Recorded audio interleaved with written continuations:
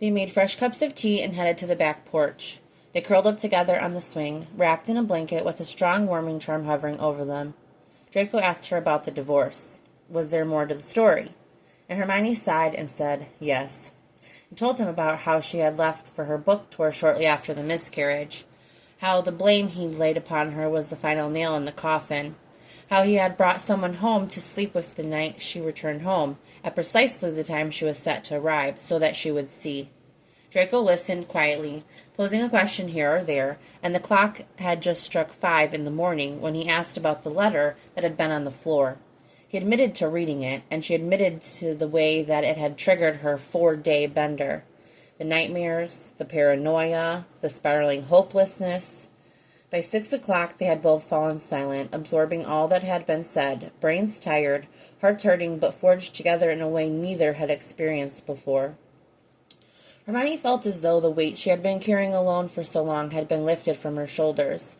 It wasn't completely gone, but suddenly it felt more manageable than it had the day before. They snuggled close as the sun began to rise, both stifling yawns. Draco turned her face towards his and met her lips in the most luxurious kiss she had ever experienced. Their mouths moved decadently over each other, soaking each other up. The birds began to sing, and a chilly breeze whisked by. A stillness settled upon the earth, a mirror to the stillness that Hermione finally felt inside of herself. They broke apart to catch their breath, and Draco stood up to stretch before he beckoned her to stand. With surprising swiftness, given they'd stayed up all night, he swooped down and lifted her into his arms, forcing her to wrap her legs around his waist. With easy smiles, he carried her up the stairs as though she weighed nothing and plopped her into the bed. Draco closed the curtains and turned off the lights, and Hermione shrugged off her hoodie so that she remained in only her leggings and sports bra. She snuggled under the comforter and let her eyes fall shut, knowing without having to ask that Draco would be joining her. She felt him slide in behind her in just a pair of boxers, and she pressed her back into his chest, a contented sigh falling from her lips. "I like you, Hermione Granger," he whispered, pressing a kiss to her ear. "I like you too, Draco Malfoy," she whispered sleepily back to him, and they drifted off together, Draco's arms wrapped snugly around her waist. It was the best sleep Hermione had had in years. Sunday, October 20th. It was noon when they woke suddenly to a nearby ringing. Hermione sat up and looked around jerkily, but Draco just grabbed her arm and pulled her back down to him before reaching for his wand on the bedside table, which was ringing and vibrating. "Just my alarm. I've got to pick up Scorp in an hour," Draco mumbled, nuzzling into her hair. His hand ran down her arm and across her bare stomach, and she gasped, immediately wide awake. She felt Draco smirk against her neck, and she rolled to face him, her lips immediately flying to meet his.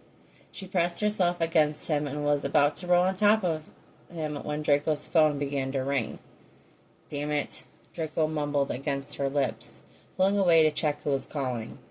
"Sorry, love, it's Scorp." She released him, and he grabbed the phone, swinging his legs over the bed to sit up as he answered. "Hey, bud, are you having a fun time with Nana?" Hermione swooned into cuteness overload as Draco chatted with Scorpius, and she ran a hand up and down his bare back, loving the feel of his ivory skin beneath her fingertips. "Yeah, I can come get you in a bit, and then we can decide what we want to check off today. Sound good?" "Okay, be good for Nana. Love you."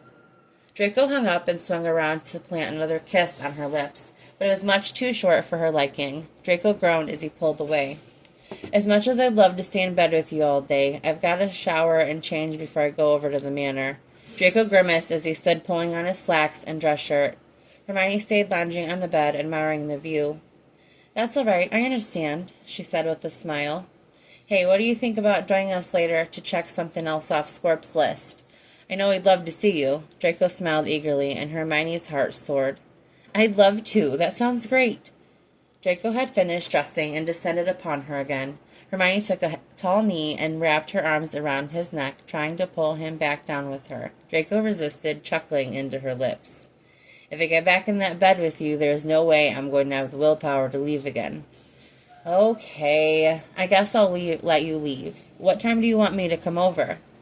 "How about 2:30? We have lunch and make a plan?" "That sounds perfect," Hermione said, a ridiculously large grin on her face. Draco looked back at her with a matching smile, and they stared at each other stupidly for another moment before Draco shook his head. "Stop looking at me like that, or I'll never get out of here," he teased, backing up towards the door. Hermione chucked a pillow at his head, and he caught it with a laugh. "Get out so I can see you later," she hollered as he descended the stairs. "I like you," he yelled from the doorway. Hermione laughed. It was way too fucking early in their young, budding romance to say anything other than, "I like you," but Merlin was she smitten with him. "I like you too," she yelled back, and she heard the door click shut. Hermione flopped back on her bed with a squeal before she leapt up and headed to the bathroom to take her own shower. She had a date with her new favorite 5-year-old and his unbelievably handsome father to get ready for. Despite having drunk most of the bottle of fire whiskey the day before, and then staying up all night pouring her heart out, Hermione had never felt better in her entire life. This boss bitch list might just be working after all. Shopping spree? Check. Talk with a stranger? Check. Take myself out? Check. Haircut? Check. Go on a date? Check. Get sloshed? Check. Snog Draco Malfoy? Check. Stay up all night with Draco Malfoy? Check. Share a bed with Draco Malfoy? Check.